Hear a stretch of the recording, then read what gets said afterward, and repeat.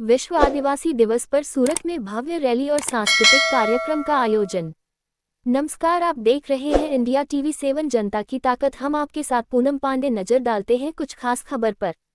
सूरत 9 अगस्त को मनाए जाने वाले विश्व आदिवासी दिवस के अवसर पर सूरत शहर में समस्त आदिवासी समाज की ओर से विभिन्न कार्यक्रमों का आयोजन किया गया। विश्व आदिवासी दिवस के उपलक्ष्य में आदिवासी समाज के लोगों ने बड़ी संख्या में एकत्रित होकर भव्य रैली निकाली।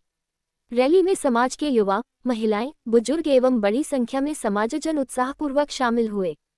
रैली के दौरान आदिवासी समाज की एकता, संस्कृति, परंपरा और अधिकारों को प्रदर्शित किया गया।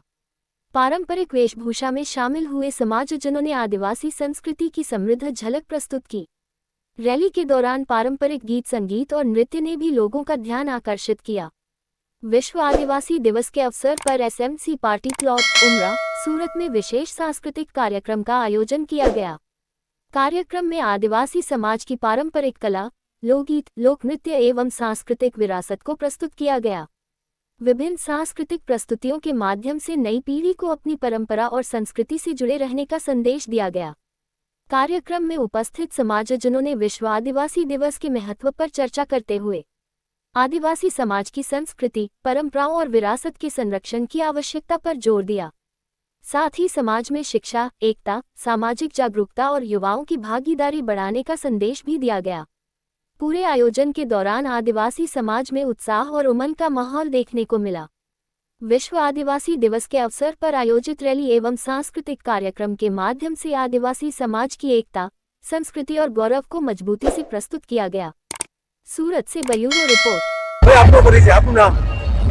મારું નામ નીરવ ગરાસિયા છે। હું સમસ્ત આદિવાસી સમાજ સુરત શહેરની અંદર 8 વર્ષથી કાર્યકર્તા તરીકે કામ કરું છું અને સુરતની અંદર સમસ્ત આદિવાસી સમાજની સેવા કરું છું। આપણે વાત કરીએ તો આજે વિશ્વ આદિવાસી દિવસ કઈ રીતના આખા દિવસના કાર્યક્રમો રાખ્યા હતા આદિવાસી સમાજ? પહેલા હું જણાવવા માંગુ છું કે વિશ્વ આદિવાસી દિવસ યુનો દ્વારા ઘોષિત થયો છે 1993 ની અંદર અને આ વર્ષેની જે યુનોની થીમ છે એની અંદર દાયણો એટલે કે મિડવાઇફ્સ, દાયણો જે છે એમનું ઉત્તરદાયિત્વ સમાજની અંદર એવું હતું કે પહેલા ગાયનેકોલોજીસ્ટ જ્યારે ન હતા ત્યારે એ લોકો જન્મ કરાવતી, બાળકોને જન્મ કરાવતી હતી ગામડાઓની અંદર। તો એ દાયણો થકી આદિવાસી સમાજ આગળ વધ્યો અને સુરક્ષિત રહ્યો। તો એના થેન્ક્સ ગિવિંગમાં એટલે કે એમને સન્માન આપવા માટે આજનો કાર્યક્રમ સમર્પિત છે। રેલી દરમિયાન બીજું આપણે કાર્યક્રમની અંદર વાત કરીએ તો પર્યાવરણ સુરક્ષા માટે પણ આપણે મુહિમ ચલાવી છે, કારણ કે પર્યાવરણ એ ખાલી આદિવાસીઓની જવાબદારી નથી, દરેક મનુષ્યની જવાબદારી છે। એટલે આદિવાસીઓ પહેલ કરી છે કે બીજા મનુષ્યો કે બીજા સમાજના લોકોને બી આગળ આવીને વધવા અને પર્યાવરણની સુરક્ષા માટે એમને સપોર્ટ કરવા માટે વિનંતી કરીએ છીએ। વાત કરીએ તો જંગલનું નિકંદન સમાજ કરી રહ્યો છે, એમાં દરેક સમાજ જી અને એને બચાવવા માટે શું કરવું જોઈએ?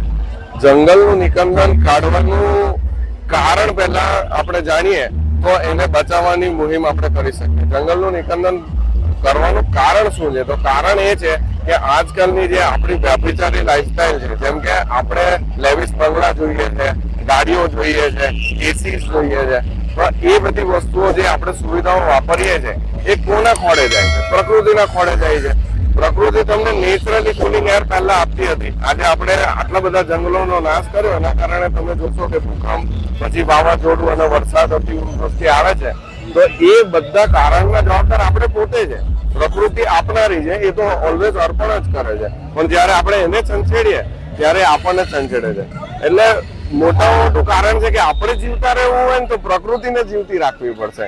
તો દેટ ઇઝ વોટ કે આનાથી આપણે પહેલ કરી શકીએ।